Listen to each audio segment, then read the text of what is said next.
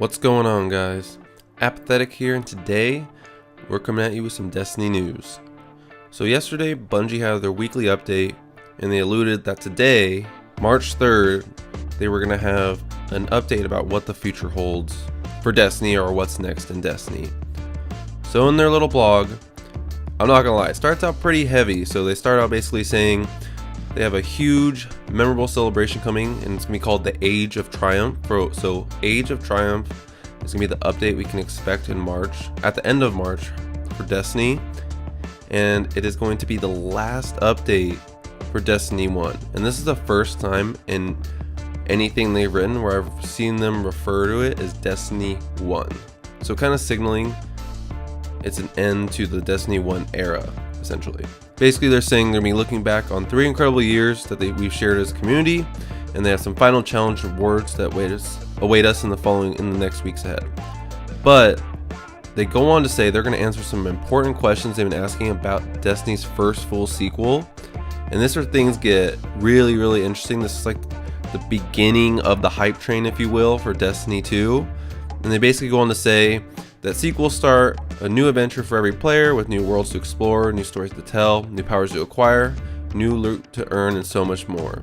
This led us to the decision that would enable us to serve both the game and the player's best interest. Destiny 1 power, possessions, and Eververse related items and currency will not carry forward. They will, however, remain accessible to you in Destiny 1. So basically saying all your stuff, gear, loot, stuff you've bought is not going to carry over. I think that's kind of what we all expected at this point. They're trying to make it feel like a new game. I did not expect them to position that this early, but it's really cool that they are. So they're being very transparent early on that, hey, your stuff's not coming over. But they go into say in the next part that we know, just like us, you have grown fond of the Guardians you've created. So we do plan to preserve your character personalization. We're going to recognize the dedication and passion you've shown for this world. Basically going to say that your class, race, gender, face, hair, marking selections for all your characters past level 20 will carry forward. So they're also going to have some accounts. So there's some honors basically to reflect your Destiny 1 accomplishments that will appear in Destiny 2. So all cosmetic stuff sounds like it's going to be coming over. This is also something I kind of expected. So yeah, I got the feeling that your loot and stuff like that wasn't going to come over. But obviously they're going to bring over cosmetic stuff to kind of recognize you for your accomplishments in Destiny 1. So not to just erase all that completely and have nothing to show for it, but show something to carry on to Destiny 2 to show, hey, you've been playing since the beginning. They go on to say this is the best path forward, allows us to introduce the major advancements and improvements that all of us expect from a sequel, ensuring it will be the best game we can create. We're looking forward to sharing more details with you later this year, how we'll honor your legacy in the future. But before we do that, we're going to deliver Age of Triumph at the end of March. So basically, they're going to be planning a series of live streams to showcase the Age of Triumph. The first one is Wednesday, March 8th, and that's the Age of Triumph reveal. I have a feeling this has something to do with the Vex and the Vault of Glass. Might be bringing back the old raids. That's what a lot of people have been speculating. And I would say this picture kind of not confirms it, but strongly hints at it, because it's a Vex Minotaur standing in front of the Vault of Glass entrance. That to me is very suggestive that they're going to probably be bringing back old raids, maybe bumping up raid gear to year 3 levels. That's pretty much the easiest thing they could do right now without having to do completely new content, which would take way longer, and they probably don't have the resources for right now, since I'm sure 99% of Bungie right now is working on Destiny 2. Now their next stream will be Age of Triumph weekly rituals. So Wednesday, March 15th will be that date for that stream. I'm assuming these are going to be at 10 a.m. because none of them have listed times. It just has the dates. Wednesday, March 15th, so it shows those little 6 icons in the corner, the bottom left corner of your screen when you go your navigation in Destiny. So your nightfall, things like that. It looks like it has a different logo for what looks like Prison of Elders. So I wonder if they're going to try to reintroduce that.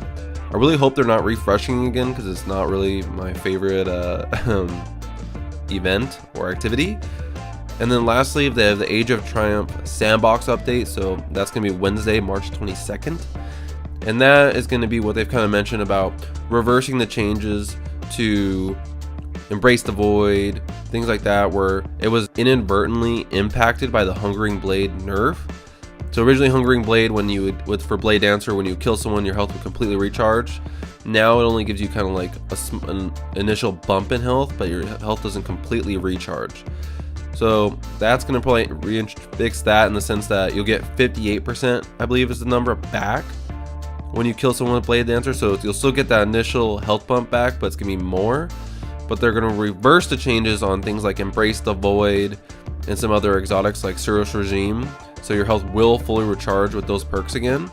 So that's going to be mainly what that's about, and probably adjusting scories as well, since a lot of people were pretty outraged that scories did not get touched. I remember watching the patch stream, and in the Twitch chat, everybody was just like scories, scories, scories, scories. And I think at that point they were kind of like, oops, we didn't touch scories. So we'll definitely be touching that. This is more than I expected. I did not expect them to jump into Destiny, like even lightly talking about the sequel at all. So the fact that they've acknowledged that your stuff isn't carrying over this early, I think that's really cool. I like that they're being very transparent early on. Bungie's always been a company that, at least early days of Destiny, got a lot of flack for not being very transparent with the community or taking too long to communicate. So I think this is a really cool step forward, and hopefully a sign for things in the future. And it just makes me really excited for this last event for Destiny, this Age of Triumph. And I think it's gonna have a lot of nostalgia for Destiny players that have been playing a long time.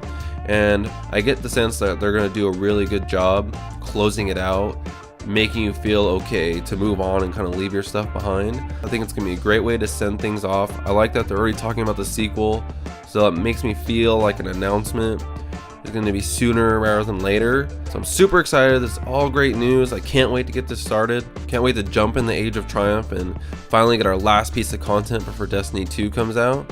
It's gonna be a lot of fun. That's all I have for the video today, guys. Make sure you like and subscribe, and I'll catch you guys in the next one.